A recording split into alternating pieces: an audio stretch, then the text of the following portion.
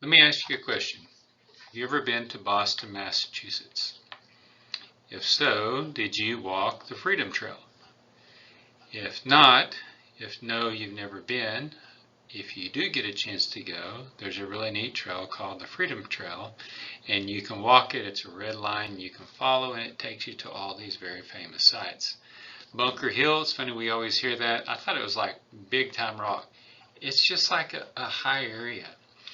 We saw the Old North Church. We saw the places of the Boston Tea Party. We saw where the Boston Massacre happened. We actually got to see Paul Revere's house. But what you have to remember back then is it's not what it is today. So getting out of the city, remember Paul Revere will ride his horse. He's not getting in a taxi, in an Uber, and then yelling at people. He's actually rowing across the river, and then he gets on his horse and he takes off. So remember, one if by land, two if by sea, the Old North Church. So Freedom Trail is kind of cool if you get a chance to go. So things to remember. The colonists really never wanted the French and Indian War. They never wanted the fight. The British fight it and they win the war, but it's going to cost a lot of money. And because of that, the British are going to make the colonists pay for the war. They're going to raise the taxes, or they're going to place all these acts on them. You got this. So Boston, Freedom Trail, here we go. The objectives for this PowerPoint are going to be about the French and Indian War, acts, taxes, events in Boston, the Declaration of Independence, the First Continental Congress, and then the shots heard around the world. So take a second and look. So hopefully this picture up here, you see the people shooting. That's the Boston Massacre. Look at how it's displayed. It looks like the soldiers just opened fire on an innocent crowd. I don't know if I'll tell you this, so I don't forget. Let me say it now. The colonists were inciting them. They were not being nice. Think about the riots we see. You have the police, so you have the soldiers are standing there trying to keep the order. The colonists, I've read, are throwing snowballs at them. Think about tempers are flaring. And then all of a sudden, if you're a soldier and you have that gun, that's funny, we can point fingers. Can't believe they did it. Could you imagine if you're a British soldier, you're holding the gun, and those colonists keep throwing snowballs at you, and you're telling them to quit, quit, quit, no telling what else, and then all of a sudden someone shoots their gun and then you shoot your gun. So 5 people will be killed in the Boston Massacre. It's funny how the newspaper portrays it as a massacre. I'm thinking like hundreds of people. In the middle picture down the bottom, you're going to see the writing of the Declaration of Independence. Thomas Jefferson's the main author. Think about it. It's a breakup letter with the king. The Indians are dumping the tea into the harbor. They're not throwing bags of tea in the harbor. The tea came in a brick that looked like a Hershey's bar. And then after the French and Indian War, the French lose. So it's French and Indian War. So the French and the Indians are fighting against the British. So after the war, the French have to give up all their lands. So think right now, if you know anything about the American Revolution, the French will come in and help after the Battle of Saratoga. If you watch the movie The Patriot, you'll see that, where the guy in the blue, the guy speaking French, helps train Mel Gibson and all of his army guys, right? So the French are mad. They're looking for a way back in. And then Paul Revere rides to warn the British are coming. Shots heard around the world. Minutemen ready at a minute's notice. Paul Revere. So these are the objectives. Before we get to talk about the French and Indian War, look at the map for a minute. So at the very, very top of the map, that would be Canada. The very, very bottom of the map, think Mexico.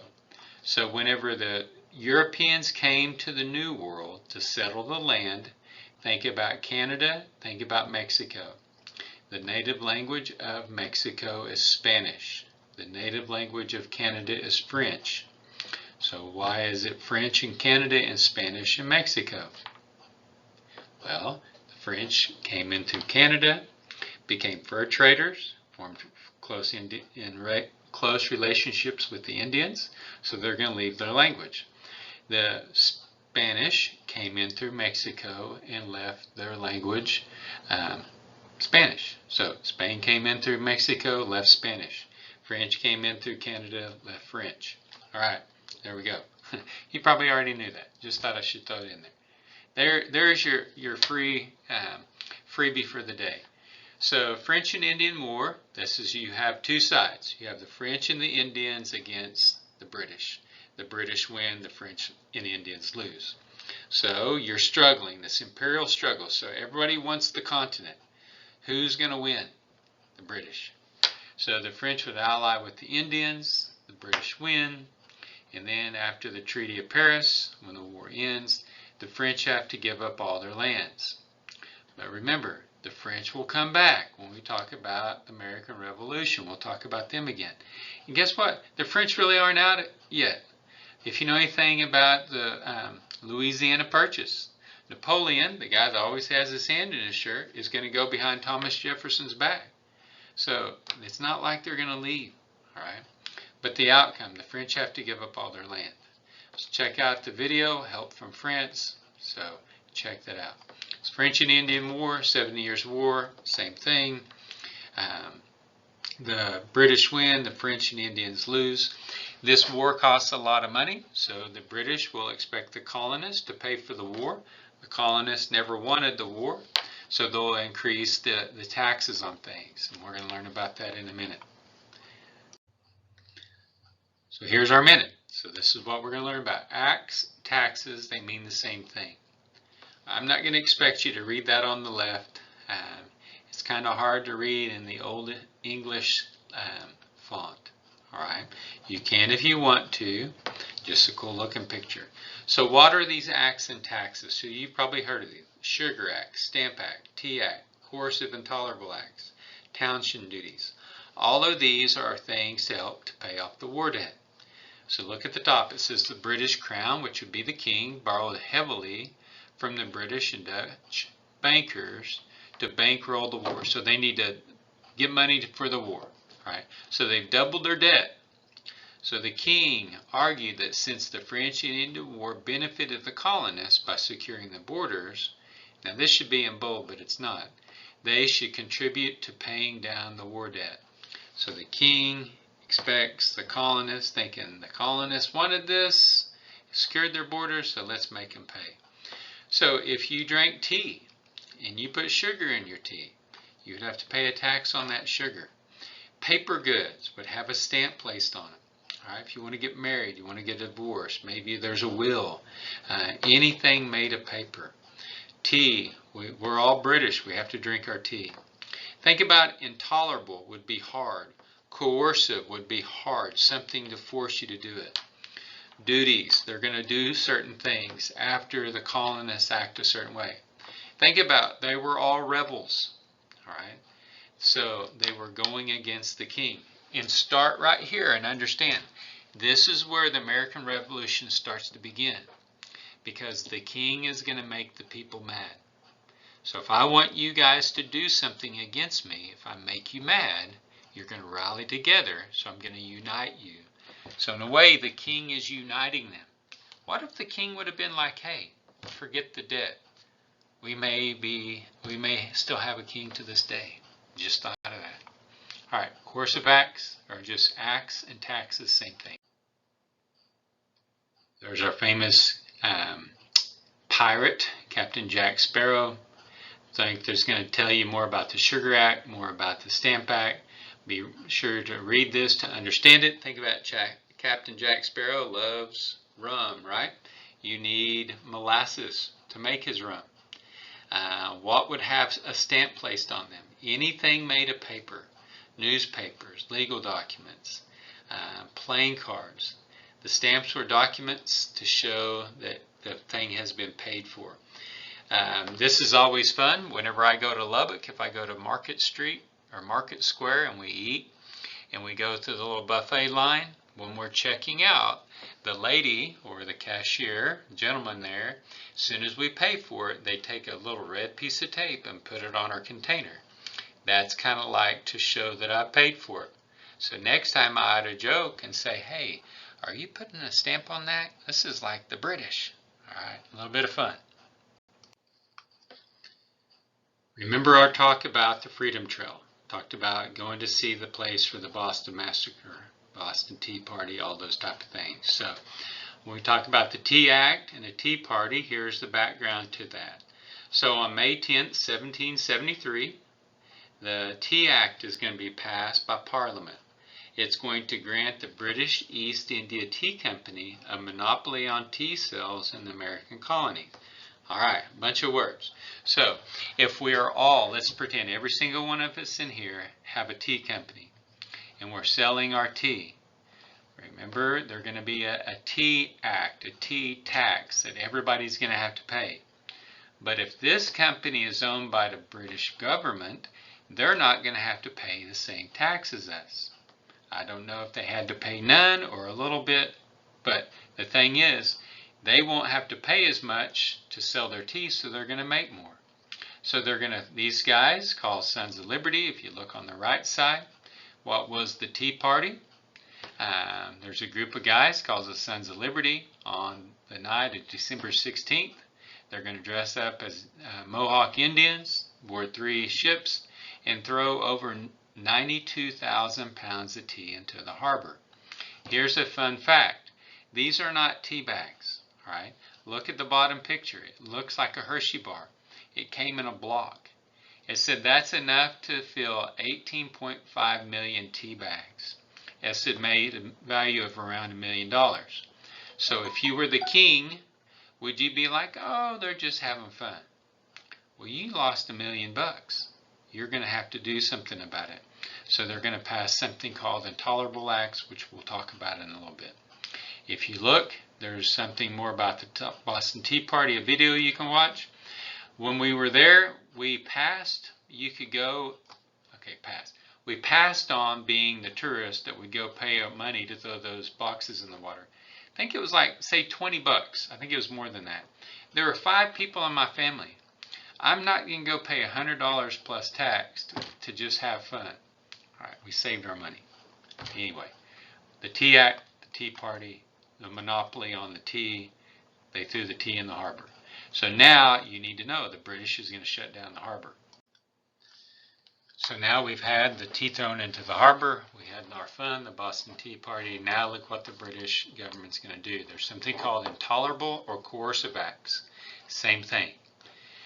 This is going to occur after the Boston Tea Party. So think about the name. All right. They were given the name intolerable by the American patriots who felt they simply could not tolerate. So this is to punish them. So they're going to close the port of Boston. If this was to happen in today's world, think of how economically devastating that would be. Think whenever we went through COVID and then the shutdown and the supply chain. You have heard about all these pickups that didn't have a chip in it. You had all these pickups that you couldn't use it. So we think back, oh, no big deal back then. Well, think about how bad it impacted our life. So if you used any product in your job, let's say you painted houses, blacksmith, anything coming into the harbor and the harbor gets closed, it's going to disrupt your life. So they're going to close the port of Boston. They felt like this was unfair because only a few people had committed the crime. There's something else that says the Massachusetts Government Act. It gave more power to the governor, took away power from the colonists. Right?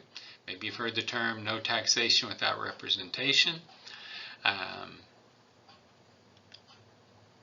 Then it says the Quartering Act. So quartering, think about your living quarters where you live. So it says, it is said the colonists had to provide a barrack for British soldiers. So sleeping place.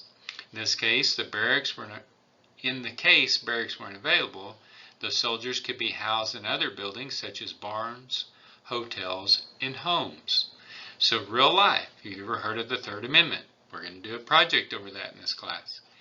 There's no quartering of the soldiers. So, in a way, right now, the Third Amendment is in place because as citizens, we don't have to house the soldiers in our homes. So those are the big things. There were 5 things, but the big 3 things are the ones right here. They closed the port, they took away power from the people, and the people had to house the soldiers. The final act to talk about are the townshend duties. So the townshend duties over on the left, it says, were a series of acts passed in 1767 and 1768 that put an indirect tax on imported goods such as glass, lead, paint, paper, and tea. This would impact you if you needed any of those items for your daily life. So if I painted people's houses, or I put windows in people's homes, or if I was a blacksmith, these would all impact me because I would have a tax on those things. So I'm making less money. Remember, it's all to pay off the what war? French and Indian War. You got it.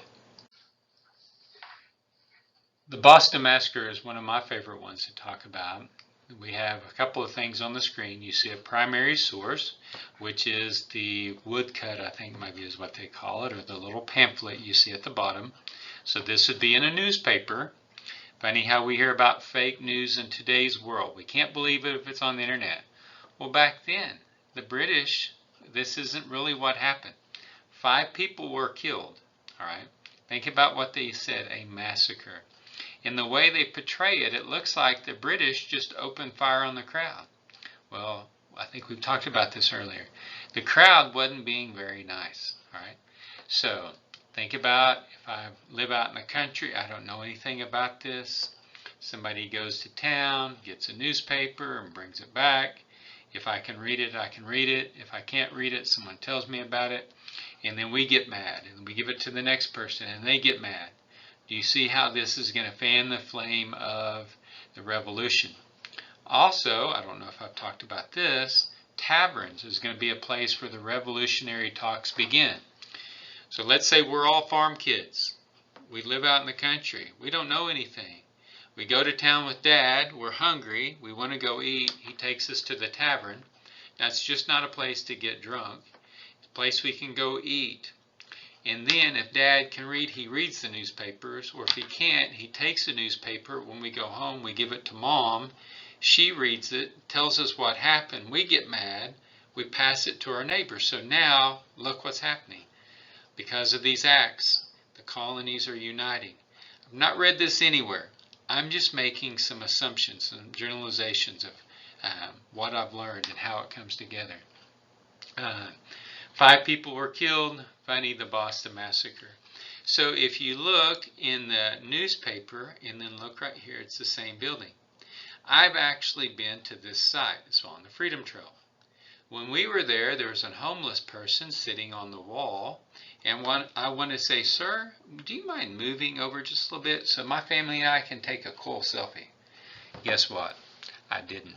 I don't even know if I took a great picture that day. There are so many people there.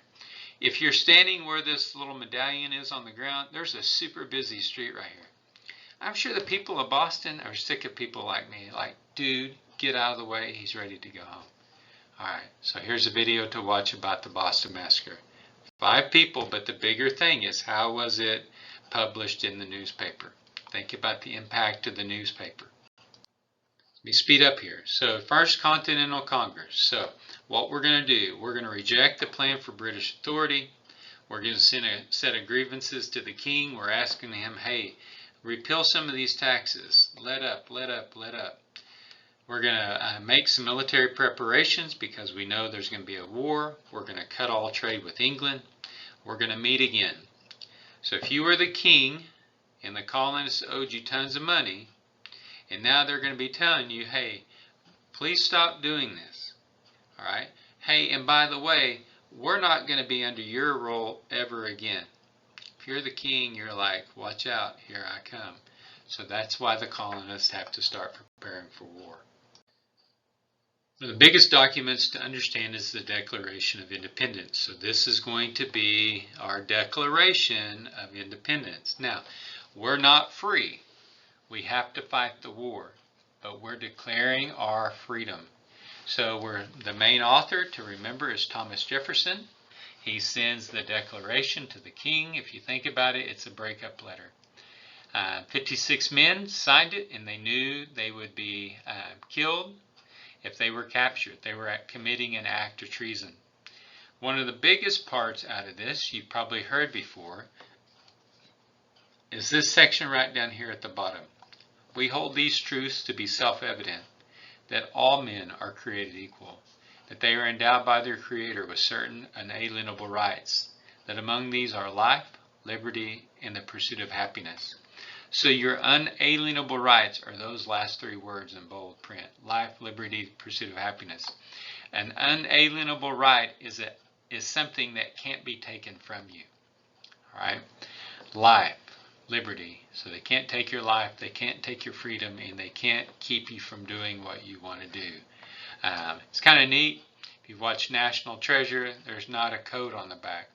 There is actually a handprint on it. I didn't know this. We visited the National Archives as a family a couple years back, and the lady said somebody in the past was handling it without gloves on it. So could you imagine being the kid with a relative? Wouldn't that be a cool thing? Oh yeah, by the way, my grandpa's hands on the Declaration. Like what? All right. 56 men, unalienable rights. We hold these truths to be self-evident. So if you've never watched the Schoolhouse Rock video, I'd urge you to check it out. It's pretty cool. And then what's going to happen is whenever the British are coming, Paul Revere is going to get in his horse. He's going to get in a boat, row across the harbor, and then hop on his horse. There you go. Giddy up, cowboy. And warn the British are coming.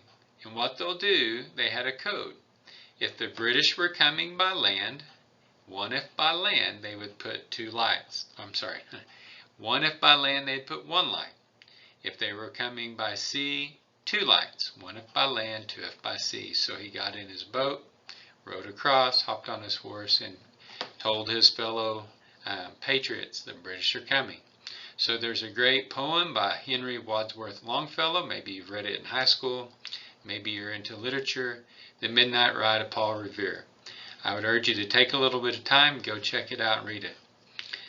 So I've actually gotten to see the Old Norse Church as well. I've actually gotten to go inside of it. Pretty cool. So you really got to go to Boston. This page shows the map that he rode. You see his house, kind of cool, an unassuming house, so you don't get to go in it. We didn't. There's a little line right here, so I took this off the internet. But it's kind of neat to know. But he rode his horse. So they're warning the British were coming. The British were coming to get munitions. Munitions would be war guns. Lexington and Concord. The first shots heard around the world. This is where that's going to happen. A little bit of fun if you're into Google Maps. Put Boston, Lexington, Concord on your map. See how far that is. I guess you could do it by walking. There's really not the horse option to choose how to get there. But what was happening? So Paul Revere is riding his horse, yelling, the British are coming, the British are coming. So along the way, you're going to have people called Minutemen who are ready at a moment's notice to fight, and they're going to hop out of their house. It's pretty cool to think a group of Minutemen pushed the British back to Boston. You might hear Boston town. So all right, here comes our summary questions. So, who won the French and Indian War? The British. How did the British try to pay off their war debt? Acts and taxes. How did the colonists respond to the acts? They boycotted. All right. What are some events that took place in Boston? So think Boston Tea Party, Boston Massacre. Trying to think what else. Who wrote most of the Declaration? Thomas Jefferson. You have 3 unalienable rights: life, liberty, pursuit of happiness. How did the British land in Boston town? By sea. 1 if by land, 2 if by sea. Why were the British going to Lexington and Concord? To get the guns. All right, you got this. Good job.